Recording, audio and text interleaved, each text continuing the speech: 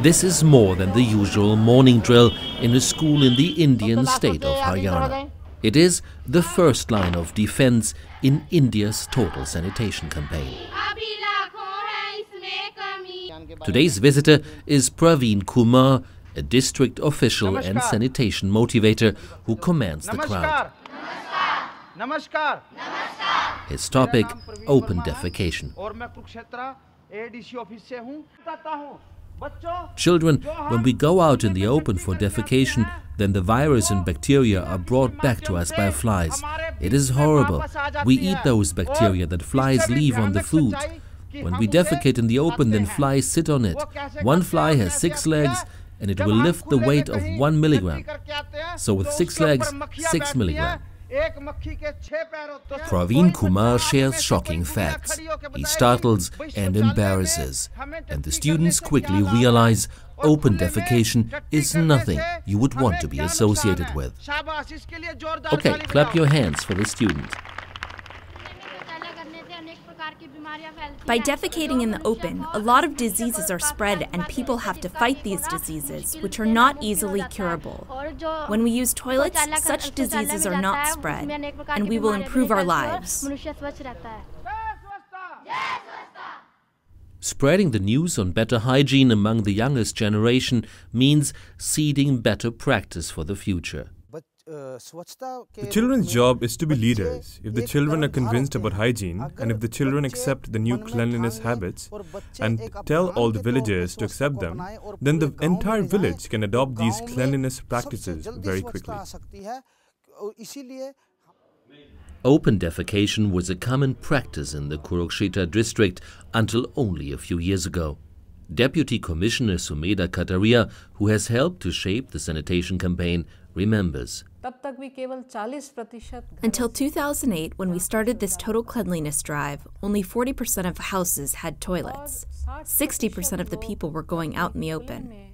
When we visited any village, we would encounter a bad smell.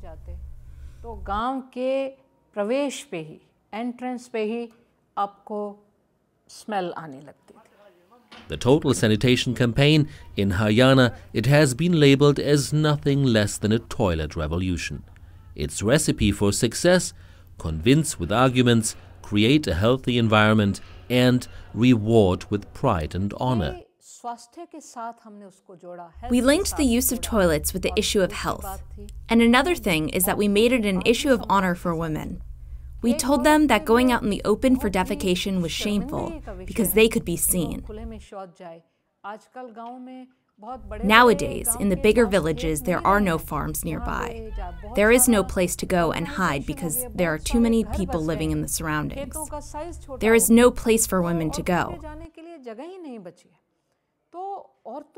We made the issue of open defecation an issue of pride for women.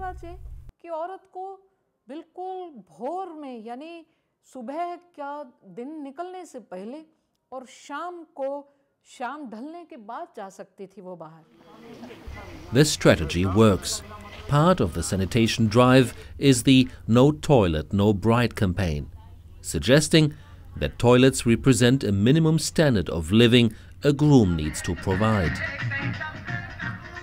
At this wedding, 23-year-old Manish Kumar is getting married to 20-year-old Babita Rani. The sanitation conditions in the bride's new home became a subject in conversations between the bride's and groom's parents. When my mother and my father decided about the marriage, they had asked first whether there was a toilet at the groom's house. So now there is one. Manish Kumar and Babita Rani are no exception. Nowadays, prestige is not only manifested in a lavish wedding party and expensive gifts, it also hinges on a minimum standard of sanitation. However, creating sanitation awareness among older generations has been a grassroots effort, often with women taking the lead. We formed a cleanliness committee in our village. All of the women came together and formed this committee. The committee members would gather early in the morning when people started to go out in the open. All the committee members would stand in villages at the crossroads with flashlights in their hands and sticks. If someone would go out in the open for defecation, then we would explain to them that they cannot do this. But often they thought they could just walk a little bit further to get rid of us. But we would follow them. We did not let them defecate in the open. We explained to them that their houses should have toilets. We told them there are many benefits to owning a toilet, and going out in the open creates many problems.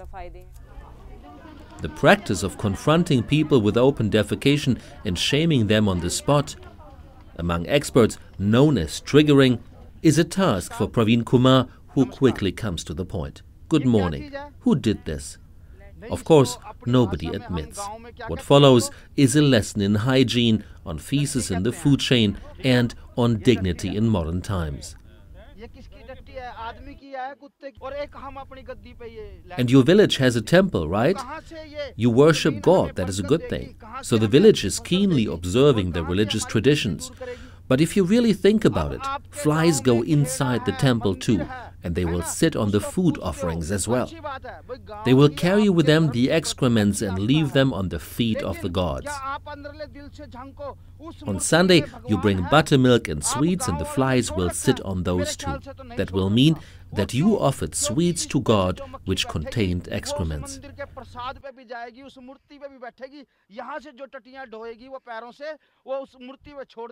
If that is the case, where then will you find a God who would remove your poverty?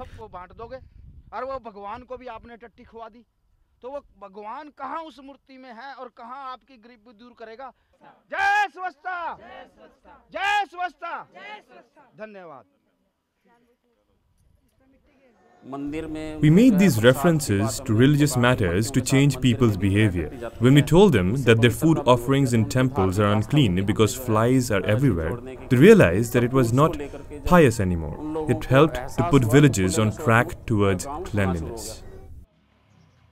But while most people in this village are better off than in other parts of rural India, it is still difficult for some to accomplish the task of building a toilet.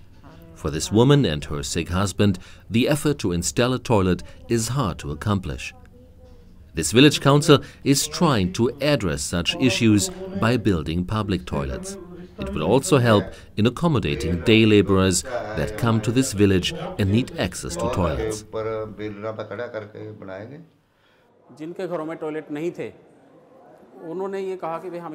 When people complained that they cannot afford costly toilets, we gave them some advice. There are many options in building a toilet. You can simply make a pit and put a seat on it. The seat would cost you around 200 to 250 rupees. There is no need to have a fixed structure.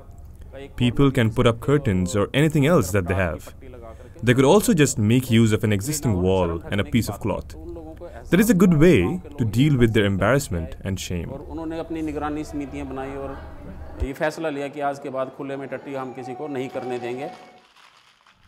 The local success of the sanitation campaign has resulted in a second stage of cleanliness measures. Garbage collection and recycling has become a regular service. And residents are willing to pay for it, because clean streets have become the calling card for this community.